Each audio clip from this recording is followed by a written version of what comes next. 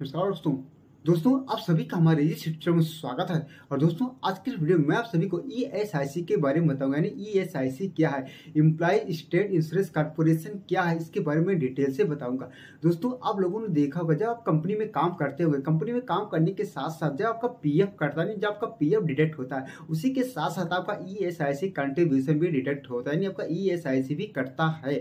ESIC करता है, यह ईएसआईसी आपकी सैलरी में से 0.75% आपकी सैलरी में से करता है। और यह ईएसआईसी मैक्सिमम जो है 21,000 रुपए तक करता है। यानी 21,000 से अगर ज़्यादा सैलरी है किसी एम्प्लॉय की, तो वह ईएसआईसी के अंडर में नहीं आता है। ये 21,000 से कम जिसकी सैलरी है वह ईएसआईसी के अंडर में आता है, उसी का जो है ईएसआईसी डिडक्ट होता है। कंपनी आपको टीआईसी देती है, जिसके जरिए अपना इलाज करवाते हैं ईएसआईसी में।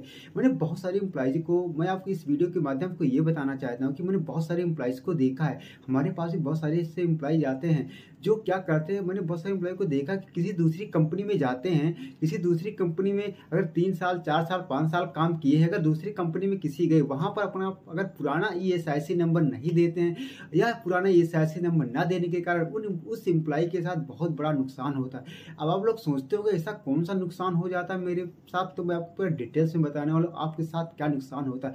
आप लोगों के साथ मैंने देखा है, मैंने बहुत सारे मेंबर को देखा, बहुत सारे एम्प्लॉयज को देखा है, वो सिर्फ पीएफ पर ध्यान देते हैं बट ईएसआईसी पर ध्यान नहीं देते। जो कि ईएसआईसी भी उनका एक बहुत मतलब कि बहुत बहुत अच्छा है कि ईएसआईसी उनका करता है, जिसके जरिए अपना इलाज करवाते हैं।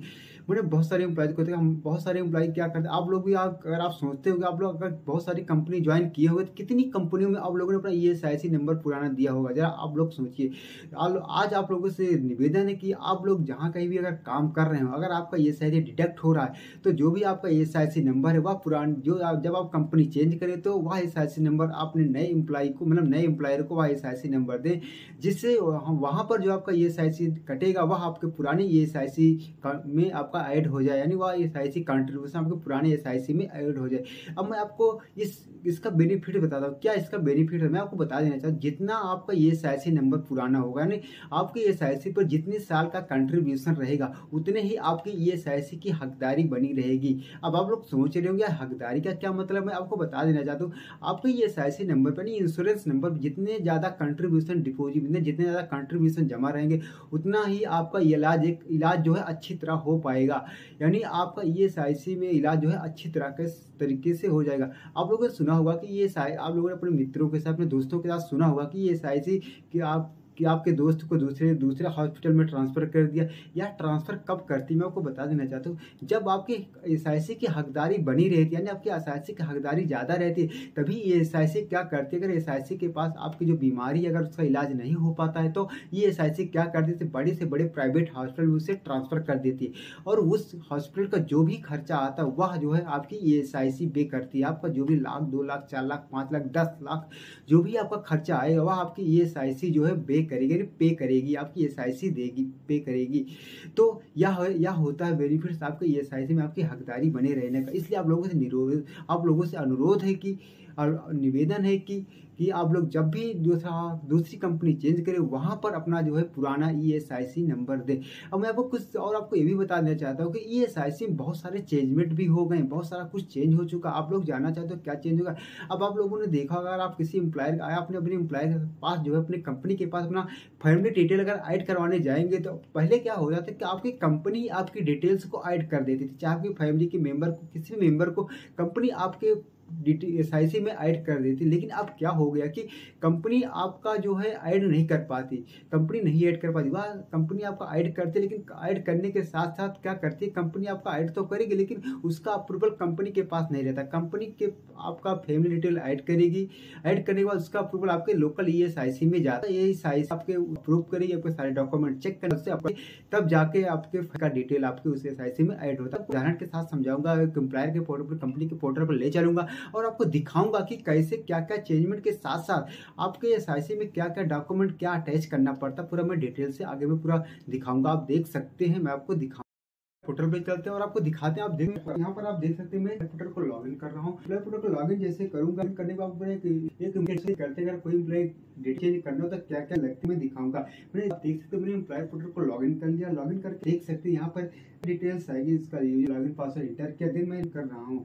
अब देखिए मैंने ये पोर्टल को लॉगिन कर लिया। लॉगिन आप देख सकते हैं यहाँ पर सारे डिटेल्स को मैं एम्प्लॉय का इंश्योरेंस ऐसी नंबर, जैसे इस ऐसे नंबर को अब यहाँ पर देखो कि उसकी बेसिक डिटेल्स को मैं चेंज करूंगा। अब चेंज करने में क्या क्या डिटेल्स लगते हैं, ऐसे अगर आपको कोई फैमिली डिटेल अगर ऐड करना हो, जो भी आपको चेंजमेंट होगा, क्या डॉक्यूमेंट लगेगा, आगे की इस वीडियो में आप देख सकते हैं। यहाँ पे मैंने क्या क्या उसका ESIC नंबर इंटर कर रहा हूँ। अब इंटर बाद आप देखते हैं अब इसकी बेसिक डिटेल्स को मैं चेंज करूंगा।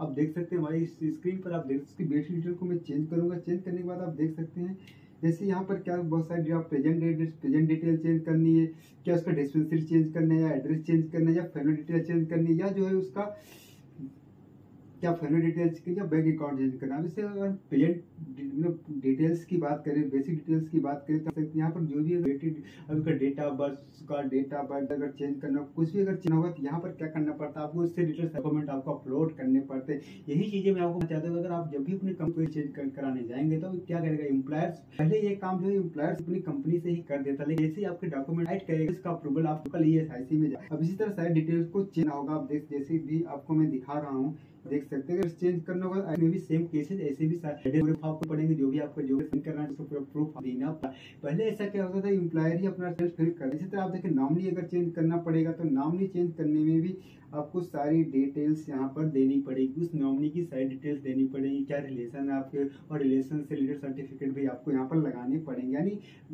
लगाने के साथ आपको अपलोड भी करना पड़ेगा। इसी तरह आप देखते हैं किसी फैमिली डिटेल अगर ऐड करेंगे तो फैमिली डिटेल में भी आप देख सकते हैं जितनी फैमिली डिटेल ऐड करेंगे उससे रिलेटेड सारे Aadhaar card, voter ID, passport, driving licence, जो भी चीजें रहती आपको यहाँ पर ऐड करना पड़ेगा, तभी सारी डिटेल्स को आपकी अप्रूवल हो पाएगी।